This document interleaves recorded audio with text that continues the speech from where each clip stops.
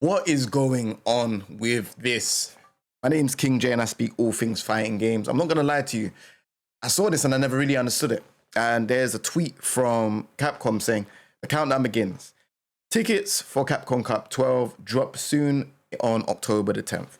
Starting this season, Capcom Cup 12 finals, March the 14th, and SFL World Championship, March the 15th, will stream live via pay-per-view. They made that clear. We have to pay. Free replays will drop on March the 21st for Capcom Cup 12 and March the 22nd, Street Fighter League. Sorry, let me turn my phone quiet. You know what I'm saying?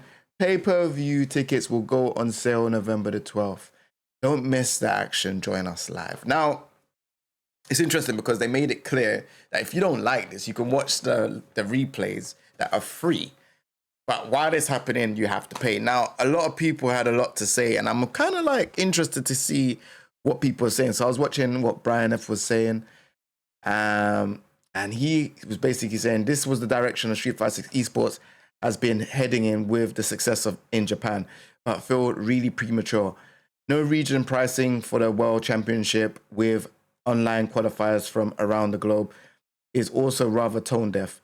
Street Fighter 6 esports become more a Japan first product. Now, Brian F doesn't really need introduction if you're in the Street Fighter world, like very, very prominent content creator doing great things. So it's good to kind of see what he was saying about it. He also says, I also still don't think people fully grasp how much bigger Street Fighter 6 is in Japan compared to everywhere else. Players like Kawano are pulling 250,000 views per stream highlight video. Street Fighter 6 players are getting more viewership than Maximilian, Sejam, etc. Oh, wow. Oh, wow. Oh, wow. I mean, I've been playing Street Fighter 6 because I like it, but I didn't know that people were getting views like this on the game. So it's hella popular in Japan. Okay, that's good to know. It says, this is me pointing out, I think Capcom unfortunately doesn't really care if they cut out the international audiences, if they can monetize their core Japan audience. And this is something that's being shown. Like, obviously, it's not all relative, but if you saw that the mix-up basically didn't have, like, this tournament is in France, and they did not get European commentators. In fact, here's what they did. They got commentators from America to sit at home and commentate. If I'm lying, you lot can let me know in the comment section down below. Like, and with that, it felt like it's a bit of a slap in the face because a lot of those they're not even content creators. A lot of those commentators, you know, they have been the backbone of the European scene, you know. So if we talk about, like, you know, Logan Sama, F Word, all of these people, like, I don't even know, Tyrant wasn't a commentator either, but, like, you know, all of those names, those household names that do commentary, they weren't involved in the mix-up. And I thought that was rather strange because it's like, okay, what are we doing here? Like, and I also feel like when it comes to Street Fighter, it's like they only cater towards America and Japan. I could be wrong. You can let me know in the comment section down below, but it's something that I've been seeing and it's slowly been edging towards that way. Now, here's another thing. Whee! So, if I be truthfully honest with you, because obviously, you know, I'm a channel that likes to be real about, like, how I feel about things. I don't like to shy away from just being honest. So I haven't really paid attention to Street Fighter 6 in terms of the tournament play since they got rid of, you know, qualifiers in offline tournaments. Like, that was, for me, like, you know, when you go versus fighting, and, you know, versus fighting is a UK tournament. When you go versus fighting, players flying overseas to want to compete and stuff like that, that stuff was exciting. And then when you see other players are traveling to different tournaments, that was exciting because they had to qualify. But I don't know if they've gone back to doing that again or they've stopped doing that, because that was on season 1. We're on season 3 now. So I prefer seeing those tournaments, like, you know, the tournaments that have been there for ages, mix up versus fighting. Those are the two that come fresh to mind. I would like to see those tournaments where they actually run Street Fighter 6 tournaments, have some type of Capcom support. It doesn't seem like there's much support from Capcom in terms of, like, you know, them being a part of a tour. I feel like they've got their own World Warrior series and stuff like that as well. So I'm kind of like, I don't know, it's strange. But anyways, let me get back into this. So Street Fighter esports, let's get into it. They, again, so obviously with Brian F saying that it's very, Japanese influenced. Let's just see what's going on. So, okay, so here's the ticket. So you can purchase the tickets from here. Or the schedule. So you can watch, so free streams, day 1, day 2, day 3, and then obviously you'd have to pay for this one. So this is offline. So again, free streams, and then obviously when it gets to the finals, you have to pay. I don't think this is fully bad as much as I thought it was before. Like, I'm not saying it's good. I am not by any means saying it's good. But what I understand is, okay, all those matches before the finals, they want to make the finals as a spectacle. They want to make it like just this grand premium viewer experience, right? And it's like, okay, they allow us to watch all the rest of them for free. But then the grand finals is like, yeah, you have to pay. But the amount it costs is a bit suspect. You know what I mean? From what I'm seeing, this is amounting to like $50 apparently. So yeah, and you obviously they're adding stuff like backstage tour, player meet and greet, star appearance by Kenny Omega. So this is an actual venue, so you're not paying for this. But I obviously assume you'd have to pay when you're there to kind of like, let me see the tickets, just so that I'm clear. Yeah, so live in-venue tickets, yep, pay-per-view tickets. So there's 2 separate tickets, right? Free streams, YouTube and Twitch. So once you pay, I don't really understand this part here. This is a bit of the gray area for me. So it's free streams. So is this eliminating co-streams or is this allowing co-streams? Because this says free streams on YouTube and Twitch. So it's like you pay for this, but will Capcom strike you for restreaming or, I don't know. A bit of a gray area. I don't want to travel it, to be fair with you, I'll be honest. So obviously it says here, YouTube, Twitch. So once you pay, you get to unlock that. I don't know how I feel towards it, man. I feel like things are changing, man. Like, and they got this as well. But yeah. So they rate the tiers of where the seating is as well. Nah, they're taking the mick. So they're saying Triple S. So this is, so for people that don't know, in the previous fighting games, they would rank you in terms of like how good you do in a match. So like in Street Fighter Third Strike, it'll be like A, B, C, S, double S, triple S. So triple S is close to the stage. Double S is there. S, A, B, C. So Ryo Goku Ikan is where it's probably gonna be. So that's what they're saying it is. So it's around here. This looks pretty cool. Like a cool venue.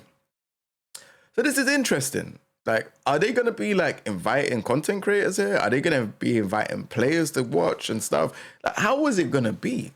Like, this is interesting. So their Street Fighter 6 World Champion will be determined on March the 11th to the 15th. So it's kind of far.